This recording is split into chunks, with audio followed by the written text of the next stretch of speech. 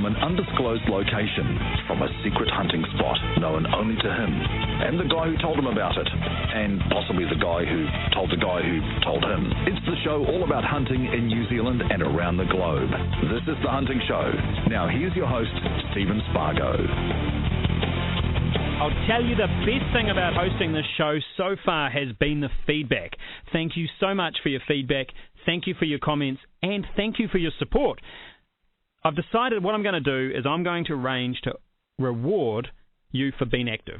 Being active, what I mean by that is sharing our Facebook page, visiting our website. I know my website is a little bit average.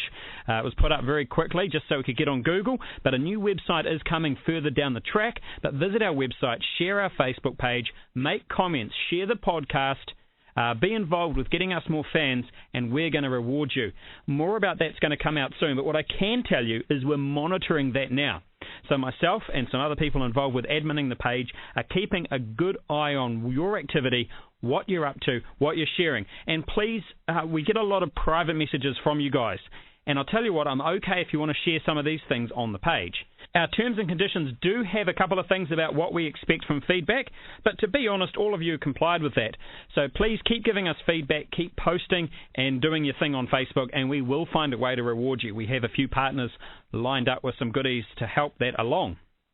Something I am finding quite interesting, though, is in America at the moment, there's a massive anti-hunting lobby. I can't believe this. People are saying strange things on hunting Facebook pages in the US, like, get your meat from the supermarket, that way no animals were harmed. I'm thinking that Americans don't quite understand where packaged meat comes from. Secondly, I posted a video on a drone, or an article about a drone. Sorry, it was definitely not a video, but an article about a drone that actually flies over during geese hunting over there and disturbs them so that way hunters can't get them. I posted that online. I had some good feedback about that too. Most of you saying, wouldn't it make for great target practice? I completely agree.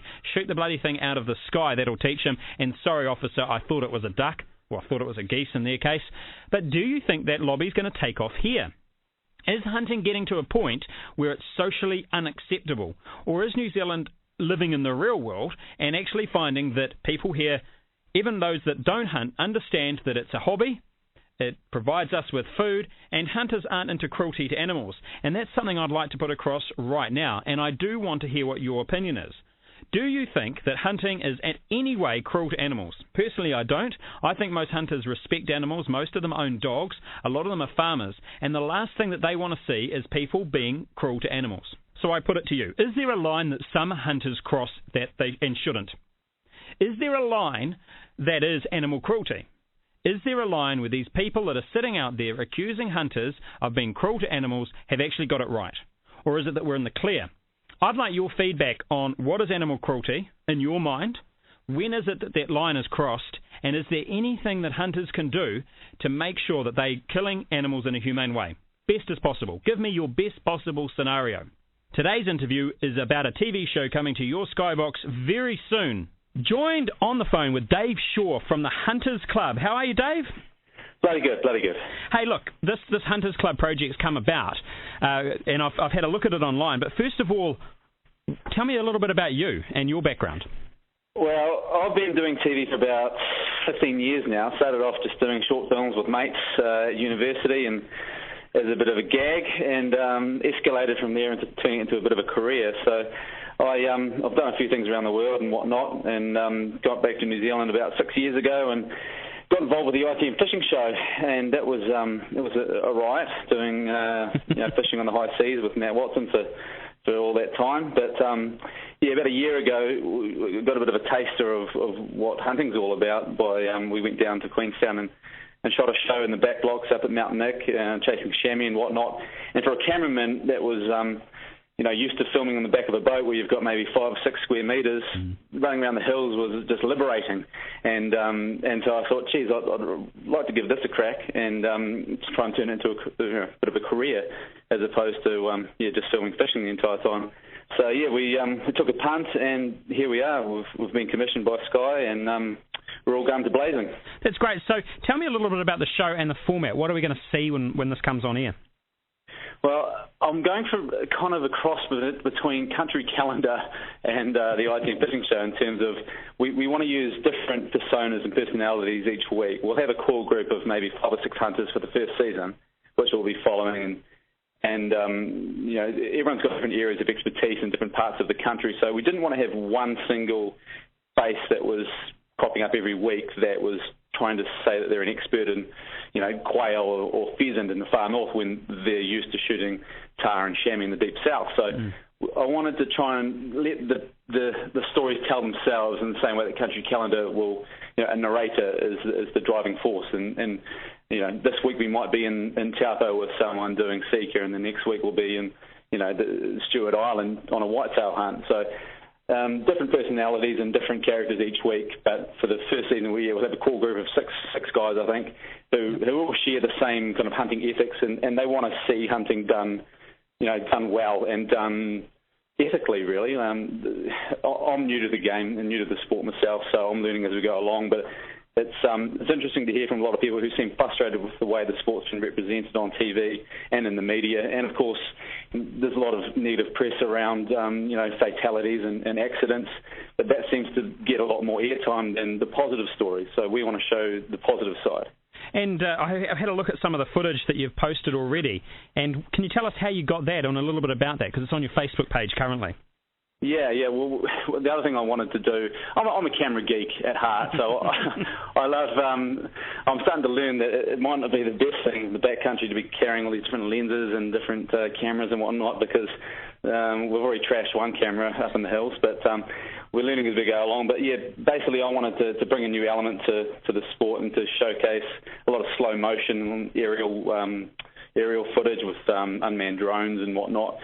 So it's exciting because you're getting angles that you haven't seen before, but at the same time, it adds to the story. It's not just a nice, sexy shot for the sake of it. It's when you see a cartridge ejecting from a rifle in slow motion or a bullet impacting an animal in slow motion, it's quite visceral, and it grabbed my wife's attention, and she's by no means a hunter, and she was willing to sit and watch it. Interesting you say that, because around the office here we played it. I actually grabbed that bit of footage that you posted on Facebook and played it to some guys here that definitely aren't hunters, and they were waiting. They were on the edge of their seat, and then when the shot fired, they were, whoa! You could hear them all say it at the same time. So you really are capturing that moment. Yeah, it's a thing. The hunting is entertaining, and the show we want to make we want it to be entertaining. We want it to also tick the boxes for the hardcore guys who are really invested in hunting, but at the same time we want to broaden the scope of the show so that it might capture a few people who haven't really given hunting a crack or have always had a stigma attached to it. So, and I think by using aerial stuff, we're living in the land of the Lord of the Rings, and it's easy for us to get into these kind of areas to hunt, and it's comparable to what you're seeing on screen with those Peter Jackson films. And when I first shot the pilot episode, I remember standing on this cliff top just going, oh my God, I can shoot this direction, that direction, any direction is going to look $1 million. It was the hardest thing was deciding which way to shoot because everything looks so good. So the aerial stuff we can get with these drones just gives it that extra, level of production quality that it goes a long way to getting us recognition from. Well, initially we wanted to make the show for the US market. That was the driving force. But after speaking with them, we realised that they wanted to see the product first. So we decided to make a domestic show, and then we'll reversion it and try and get it on air internationally. The interesting thing about that is I try and tell my wife, who's an avid, she goes tramping, but she's not a hunter, so she's not getting into some of these places that you're talking about. And I've even taken photos, but I still find it extraordinarily hard to capture exactly what you're just talking about. Yeah. That view and that feeling. That's the thing. We always say when we're doing the fishing show, you're in heavy seas and the weather's rubbish, but on camera it just looks tame. And it is hard to try and capture the scope sometimes, and it takes a little bit of nous and different ways to shoot at different lenses, wide angles and whatnot. But it's something that I'm learning and probably getting better at as we go along every trip. But it's definitely, that's the main reason I think for a lot of hunters why they hunt. If you're hunting in a it's just a boring, open, flat tussock field. There's probably less of incentive to get out there and put the hours in rather than going up into these kind of amazing, majestic backcountry zones that just blow you away. It's interesting. I was talking to a guy the other day who was a seasoned hunter. He was in his late 60s, and he said that he's actually starting to realise now that hunting isn't about the kill, it's about who you're with and where you are. Yeah, well, that's exactly that. I mean, that's what made me think, there's a show in this, because when we went out for this mountainous shoot, the ITM show, I realised that, the animal, the aspect, knocking the animal over, everything was great, and that's the kind of the driver that takes you out there. But the real camaraderie and sitting around the fire, telling stories about the one you missed or the one that got away and that sort of thing. That's the clincher. That's why you get out there and do it. And there's something quite unique about that feeling that I think a lot of people, I'm early 30s, and I'm just kind of touching that side of things now, where I want to get back in touch with my roots as a bloke. Yeah. And fishing's great. You get out there, have a few beers, catch a kingy, catch a snapper, but hunting's that extra element of the amount of energy you invest into it, and there's an emotional investment too. And it's something that's hard to kind of pinpoint, but once you've experienced that, it's hard to to go back. Now, you might find, and you're relatively new to the sport, but my wife, when I get super stressed at work, or I've had enough, or I'm getting to that point where I'm getting annoying because I'm a bit wound up, she actually gets all my gear out, or virtually packs it for me and tells me to bugger off for the weekend into the bush, because I can spend 2 nights in the bush and come back more relaxed than 10 days on a holiday. Yeah. See, for me, when I get back from a shoot, I'm just gagging to get straight back into the edit and start telling the story of the footage we've got. And I'm constantly calling my wife and have a look at this shot, look at that, And she's, I've got a 7-week-old daughter and a 3-year-old, so I've kind of left her in the lurch a little bit by having to juggle our 2 wee girls while I'm out gallivanting around the hills. But she sees the bigger picture, and she knows that if I'm happy, then she's happy. So, for me to come back, usually I'd come back from a shoot completely drained and exhausted and just wanting to sleep, but now it's just I want to get straight into the edit and start telling those stories while they're fresh in your head. Now, talking about stories, you've only been out a few times, or a small amount of times? Come on, you must have a good hunting story for us. I've got all these kind of recycled stories because hunters are great raconteurs, sitting around the campfire and telling tales. So I wouldn't want to. I'm really not fit to lace the boots of most of these guys I'm going out with who've got hundreds of trophies and they've done the hours and the time. So I wouldn't want to belittle their efforts by telling one of my wee stories. But we did a peak hunt in the Cook Islands. In a little island that was 2 flights off from Rarotonga. I can't remember what the name of it was. Aichu was the name of it. And that's going to air later this year on the ITM Fishing Show. But that was probably my favourite day's hunting, where we were, hot weather, traipsing around the jungle and just getting these great big hogs that had been raiding coffee plantations. And so they're all hyped up on caffeine. And the other thing they eat is papaya and dropped fruit, so the meat tastes fantastic. But, geez, we've got these 2 big hogs, and as we were cutting them out, the dogs bolted off on another one, and it was just the look on everyone's faces is like, oh, my God, this is ridiculous. So we just dropped the pig where we were and charged off, and this pig came running back through the bush through us and almost took us out. And it was just, those frenetic mornings where you get 3 hogs in the space of 2 hours.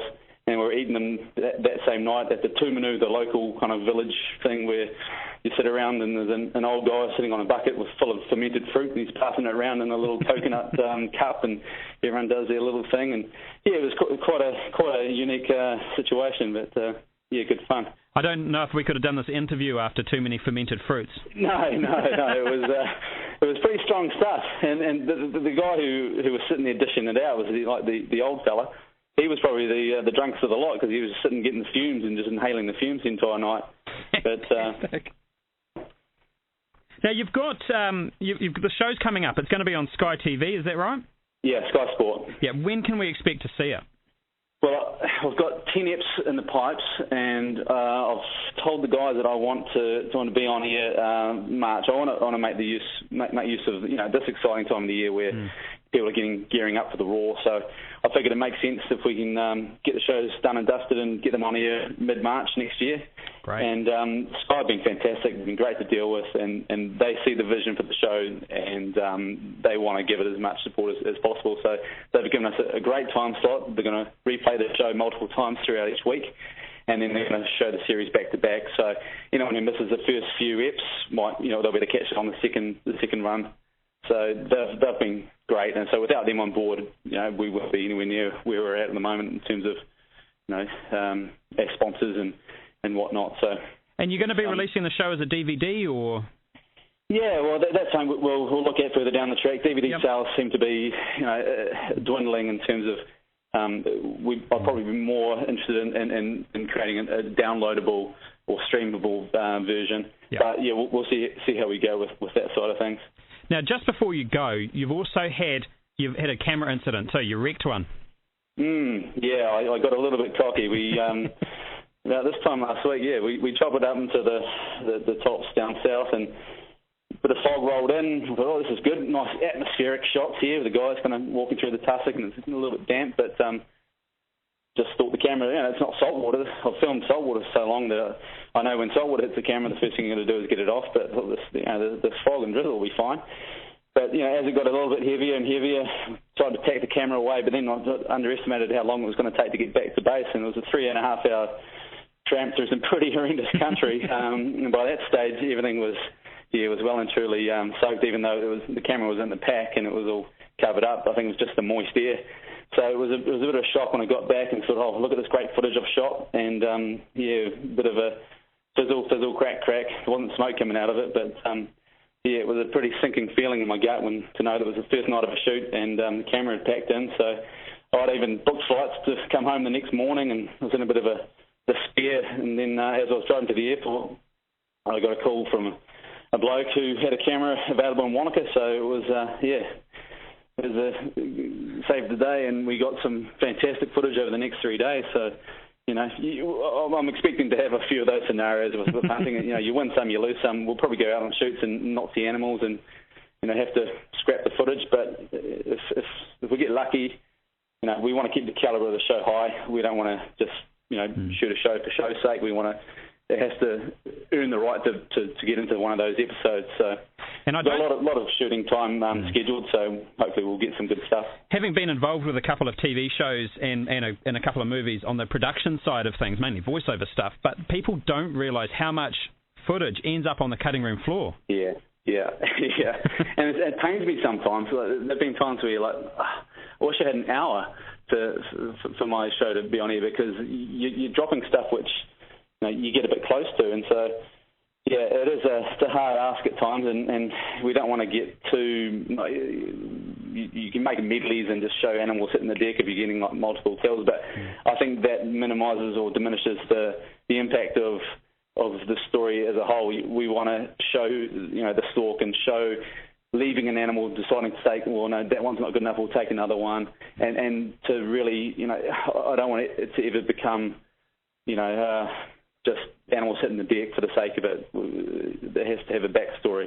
So, the good thing about, when you cut material, there's always online, and we want to have a strong online presence. So we're going to be posting up a lot of behind-the-scenes footage or footage that didn't quite make the cut that's still, it's good hunting.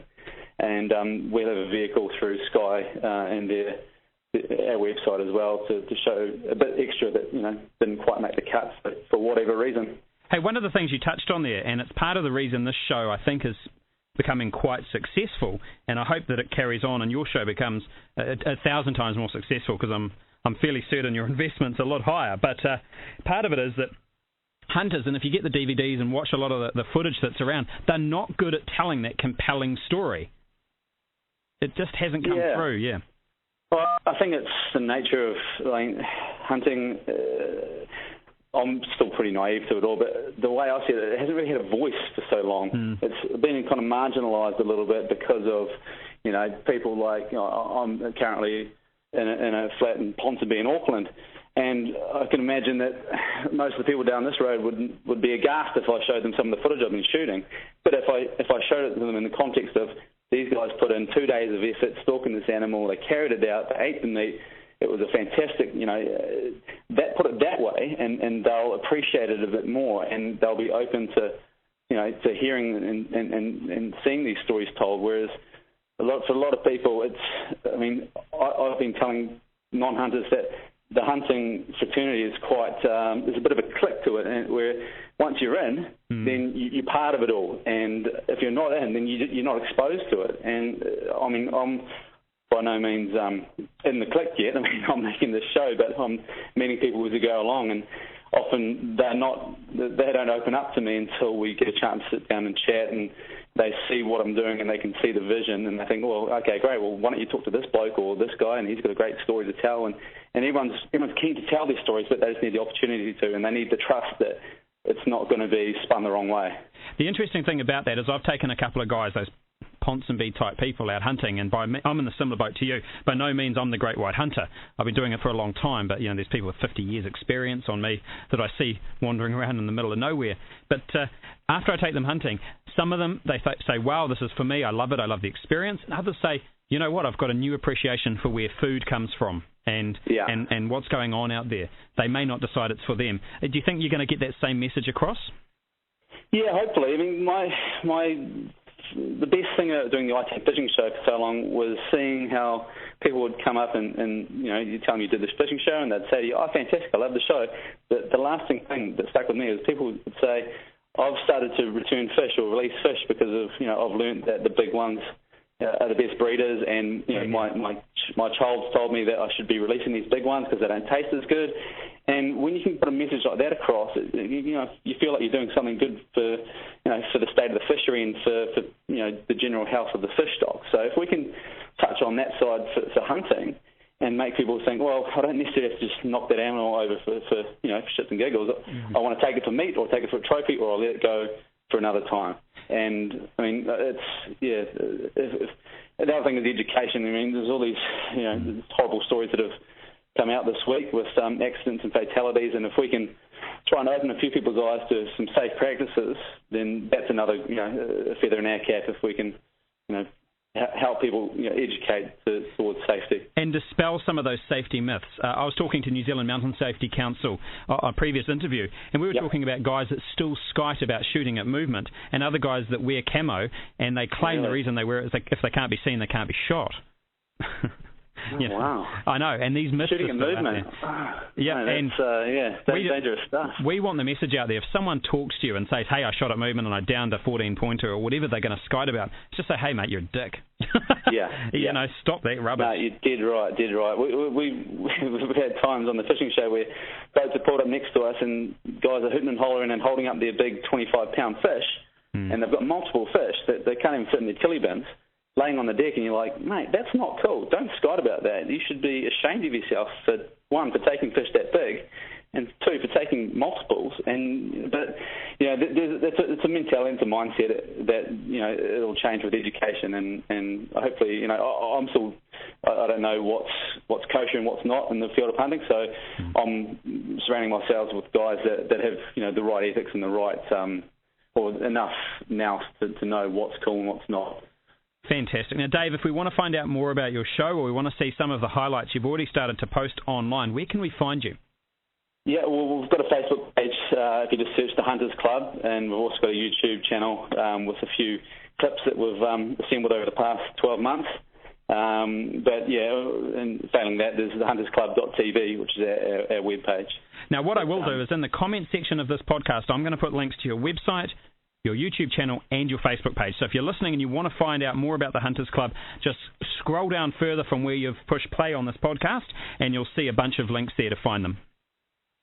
Fantastic. That'd be much appreciated. And what I'm going to do, Dave, is how about we touch base with each other in a few months' time and see how things are going? Yeah, definitely. Hopefully I haven't trashed too many more cameras by then. Cheers, Dave. Cheers, thanks a lot, mate. So make sure you check out the pilot episode of The Hunters Club on their Facebook page or on their website. Again, links to that will be in the comments section of this podcast.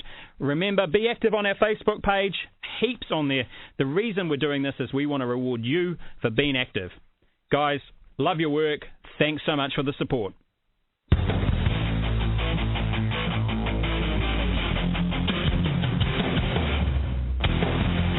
broadcasting from an undisclosed location, from a secret hunting spot known only to him, and the guy who told him about it, and possibly the guy who told the guy who told him. It's a show all about hunting in New Zealand and around the globe. This is The Hunting Show. Find The Hunting Show on Facebook and Twitter for up-to-date information on upcoming shows and topics.